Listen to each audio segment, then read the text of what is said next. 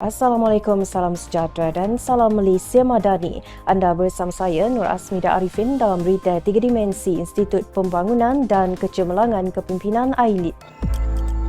Kementerian Belia dan Sukan KBS bersetuju menguatkuasakan peraturan mewajibkan semua atlet para negara ditemani pegawai pengiring untuk semua penyertaan pertandingan di peringkat antarabangsa berkuat kuasa dengan serta-merta. Ketetapan itu yang bakal diselaraskan oleh Majlis Sukan Negara MSN bersama-sama Majlis Paralimpik Malaysia MPM bertujuan untuk memastikan keselamatan dan segala keperluan atlet para negara dijaga sepanjang masa demi memastikan fokus serta tumpuan mereka tidak terjejas.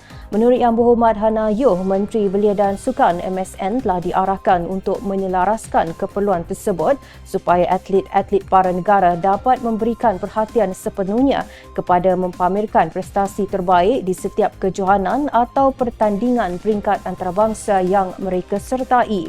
Tambah beliau lagi, jumlah gawai pengiring untuk atlet para negara itu tertakluk kepada kota penyertaan seperti yang ditetapkan oleh penganjur dan hanya pegawai berpengetahuan dalam sesuatu sukan spesifik sahaja diberi tanggungjawab berkenaan. Ujar beliau, keputusan itu selaras dengan klausa 12.4 berkaitan tabik urus peranan dan tanggungjawab petugas sokongan atlet dalam Kod Klasifikasi Atlet Jawatankuasa Paralimpik Antarabangsa IPC yang menjelaskan bahawa petugas sokongan atlet boleh dilantik daripada kalangan jurulatih, petugas perubatan ibu bapa atau mana-mana individu yang membantu atlet dalam perjalanan kerjaya mereka sebagai ahli sukan dan mestilah berpengalaman serta mematuhi semua garis panduan dan peraturan yang digariskan dalam Kod Klasifikasi IPC berkenaan.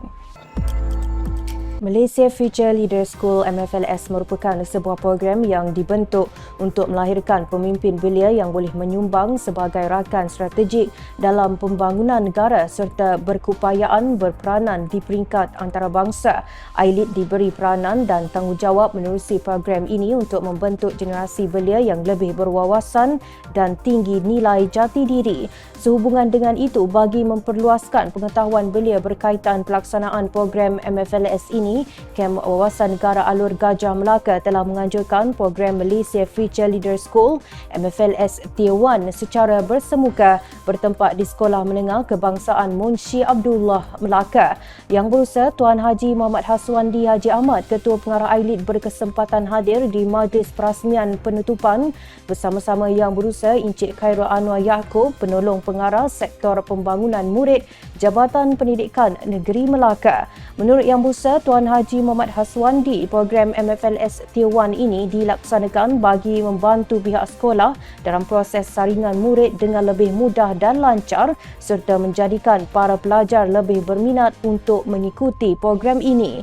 Tambah beliau lagi, menerusi pelaksanaan program ini juga akan membantu para murid mendapat keseluruhan maklumat program dan gambaran yang lebih jelas secara terus dari pihak AILID.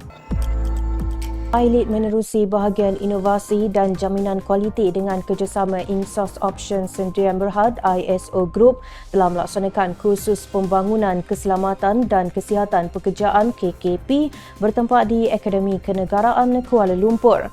Majlis penutup serta penyampaian sijil bagi program berkenaan telah disampaikan oleh Yang Berusaha Encik Faizal Ikram Ibni Yanin, Pengarah Bahagian Inovasi dan Jaminan Kualiti AILID. Menurut beliau, program ini merupakan medium kepada pegawai dan kaki tangan yang terpilih di Ibu Pejabat, Akademi Kenegaraan dan Kem Wawasan Negara AILID di seluruh negara untuk memberikan latihan dan kompetensi mengenai ilmu penyelarasan dan hal ehwal keselamatan dan kesihatan pekerjaan OSH Coordinator. Tambah beliau lagi, menerusi OSH Coordinator ini akan dapat membantu AILID dalam membendung perkara yang tidak diingini berlaku sekaligus menggalakkan budaya keselamatan dan kesihatan di tempat kerja.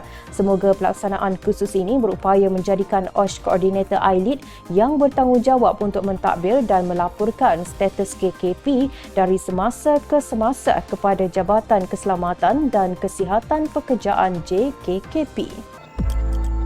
Baiklah saudara, sebelum berakhir, tahukah anda Ahli Dewan Undangan Negeri atau ADUN merupakan perwakilan yang dipilih daripada kawasan pilihan raya kerusi persorangan semasa pilihan raya negeri menerusi sistem pemenang undi terbanyak. Parti politik yang menguasai Dewan Undangan Negeri akan membentuk kerajaan negeri. Sekian untuk perkongsian pada hari ini. Temui kami 3 kali seminggu pada hari Isnin, Rabu dan Jumaat jam 3 petang dengan 3 berita penting hanya di Berita 3 Dimensi. Terus ikuti kami di pelbagai platform media sosial dan portal rasmi iLead di www.ilead.gov.my. Saya Asmida Arifin. Assalamualaikum dan salam Malaysia Madani.